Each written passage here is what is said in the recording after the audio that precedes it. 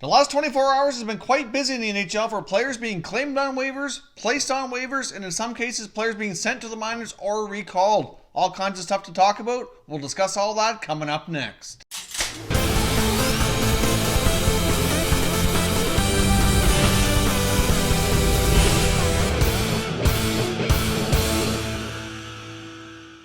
Hey everyone, and welcome back to another video here at Top Shelf Hockey. If you're new to the channel, thanks for stopping by. We review and discuss all 31 NHL teams, so if you're a huge hockey fan, consider subscribing and clicking the bell so you don't miss anything. So as I mentioned off the top, there's been all kinds of activity affecting NHL rosters, either through waiver claims, players going on waivers, coming up to the NHL, down to the minors, etc. There's all kinds of little things going on here. So I thought we'd do one quick video, kind of discuss all that and get you all up to speed here. Now, first of all, let's start with yesterday's waiver claims. The Pittsburgh Penguins reclaimed forward Sebastian off waivers from the New Jersey Devils here. Now, in case you recall, he was originally a Penguin, ended up on waivers early in the season, got claimed by the Devils, spent some time there, but they had to make room on their roster, so he ended up back on waivers. The Penguins have now reclaimed him. Also, due to the waiver rules, they are able to directly assign him right to their AHL affiliate as well. So we'll see if he gets recalled later on. He very well could end up on waivers again later in the season. We'll see how things go. But for right now, Day is once again a Pittsburgh Penguin. Now, of course, we had seen the Philadelphia Flyers place goaltender Pickard on waivers, and he was claimed by the Arizona Coyotes. Now, the Coyotes are dealing with some injuries in goal. Ranta did get hurt again, and it's not quite clear. Haven't heard a whole lot of information out of Arizona indicating how long he might be out. However, this is kind of like an insurance policy in that for the Coyotes. I mean, Pickard kind of hasn't played the best this season, but then again, you could argue the team in front of him didn't play very well either. One point in time, he was certainly looked upon as being more of a capable goaltender. So this season so far, this is Pickard's third team. He started with the Leafs, ended up on waivers around the time of the beginning of the NHL season to make room on the roster. And then, of course, he got claimed by the Flyers, and now he's a member of the Arizona Coyotes. So we'll see how long Pickard stays and if he can get his playing a little bit better. But obviously, like the team in front of him in Philly, defensively did not play well at all. So I guess it's kind of a combination of things that kind of led to some not so great results for Calvin Pickard, but we'll see if things can get better for him in Arizona. Now, we do have some new players on waivers here for today. Now, in the next couple of hours, as I record this, these waiver results will be in. So make sure, depending on what time you're watching this video, because I'm recording this on Friday morning here. Of course, the waivers for 24-hour period ends on noon Eastern every day. So these players will, as of 12 Eastern today on Friday, could either be assigned to the minors, claimed, or potentially cleared, depending on how everything goes. So I will leave a pinned comment down below to see what happened here. And the other thing you can always do as well, make sure you follow me on Twitter, Top Shelf Hockey Vids, because I do keep everything up to date and quite frequently update all the news through the Twitter account. So make sure, if you're not already doing so, it's a great, easy way to kind of get up to speed quickly. Then, of course, once you see breaking news, you know there likely will be a video to follow shortly after, depending on the time of day that the news breaks. But the players on waivers here for today are Nikita Soshnikov of the St. Louis Blues. Now, he's a player who hasn't had a whole lot of action this year. He's played in 5 games in the American League and 5 games in the NHL. So we'll see here what happens with Soshnikov. I mean, he does have a lot of potential. He started with the Maple Leafs, looked like he was going to be a pretty solid prospect, but then kind of got passed by some of the more higher-end prospects, got traded to St. Louis, thought he might find a home there, but hasn't really. He's a player that would not shock me to end up going back to Russia if things don't turn around and he kind of finds a solid NHL home with regular playing time here soon. But it's certainly a player to keep your eye on today. Would not be shocked to see another team give him a chance. The Anaheim Ducks have Ben Street on waivers, and as well the Carolina Hurricanes have 2 notable players on waivers. Valentin Zykov, who had a pretty solid showing at the end of last season during his call-up to finish the season strong, but so far hasn't really been able to reproduce a lot of that production so far this year, so he's ended up on waivers again. Now, Zykov's a player, well, again, like Soshnikov, has that potential, has shown it at times, just not consistently as of yet, so wouldn't be shocking to see a team grab him and give him an opportunity, but at the same time, kind of goes 50-50, or wouldn't be shocked to see him clear either, end up going back down to the minors. But the more notable name here, the big contract on waivers today, is Scott Darling, goaltender for the Hurricanes. Obviously signed a big 4-year contract after being acquired from the Chicago Blackhawks. He's in year 2 of that contract. We all know year one went absolutely horrible. He was, the worst save percentage last year, had a terrible season,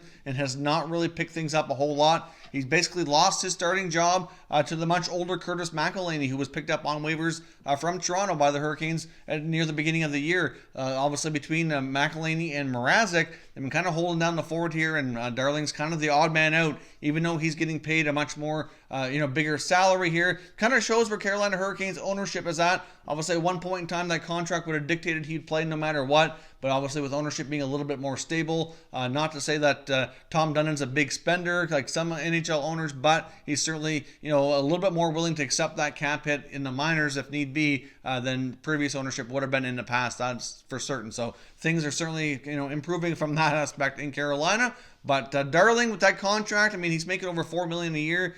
Still has this year plus 2 more left on it. I really don't see anybody claiming him, but there was some talk that because he went on waivers, that's a clear signal from the Hurricanes that he certainly is available, and they'd love for somebody to take him off their hands. So that apparently did kind of spark some trade interest, because most teams, if they're going to pick him up, they would want 2 things. They would want salary retention on the Hurricanes' part, and they likely would want at least a contract coming off their books going the other way.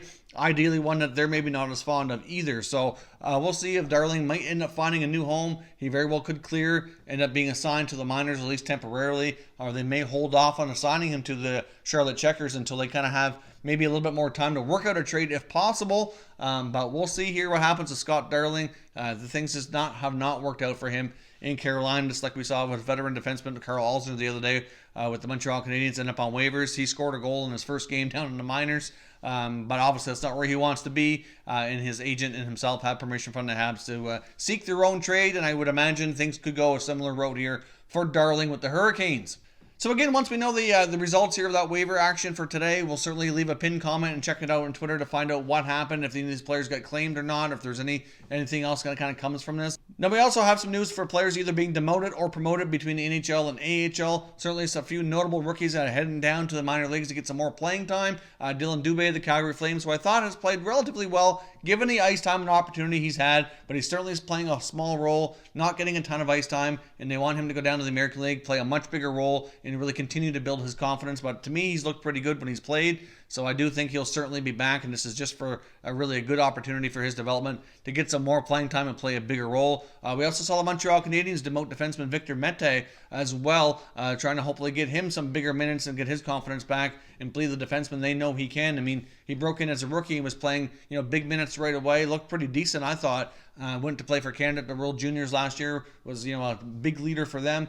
Certainly has a ton of potential, but just having a little bit of a sophomore slump, I guess you could say, this year, and I feel like a demotion down to the minors for a little while in Laval might help him kind of gain that confidence back and get his game back in order here. Now, of course, with Alzner going on waivers, now Mete going to the minors, there's been a lot of talk around Montreal maybe looking for some help on the back end. That also could be a sign that maybe they're trying to clear some roster space to maybe bring in a more experienced defenseman as well. So there's been talk around that. So that very well could kind of be, a phase 1 into a phase 2 type of situation. So we might see additional moves from Montreal there. But they do have a lot of guys still on the roster. They do have a lot of players on defense, especially now that Weber is back. So it very well may not lead to another guy coming in, but certainly could, because there's been a lot of speculation around that as of late. The Boston Bruins have also sent down Anders Bjork down to their AHL affiliate as well. And then they've also called up Ryan Donato. So Donato obviously had a hot start to his rookie campaign last year as he came over to the NHL after signing from the college ranks. But he so far this year hasn't really been able to reproduce that as well. He sent down to the minors for a while, so now he's going to have another opportunity. So him and Bjork are going to swap places. New Jersey Devils have also called up Michael McLeod, their first round pick from a few years ago. So hopefully he'll get into his first NHL action as well. He's in his first pro season, been playing in the American Hockey League, and we'll see if he can make his NHL debut and see how he looks here. One last note as well, another call-up was Tampa Bay Lightning goaltending prospect Connor Ingram. So he's a goalie that we've talked about quite a while back when we were doing more of the prospect series this past summer, and even before that when the channel was a lot newer at the time. We did a video way back on prospect goaltenders, and Connor Ingram was a guy that I felt had a ton of potential. Ingram's a 2016 third-round pick of Tampa. He played in the Western Hockey League, had a pretty solid junior career. He's played parts of 2 seasons now in the American Hockey League, and he's looked pretty solid, put up some pretty decent numbers. So it'll be interesting to see if he can get some playing time in Tampa. Tampa. I know Louis Domingue's been getting most of the playing time with Vasilevsky being out, so we'll see here what happens with Connor Ingram, if he gets a chance to play or if he's going to sit on the bench. But either way, it's a good experience for him. But still another young goaltender coming up to the NHL here to keep your eyes on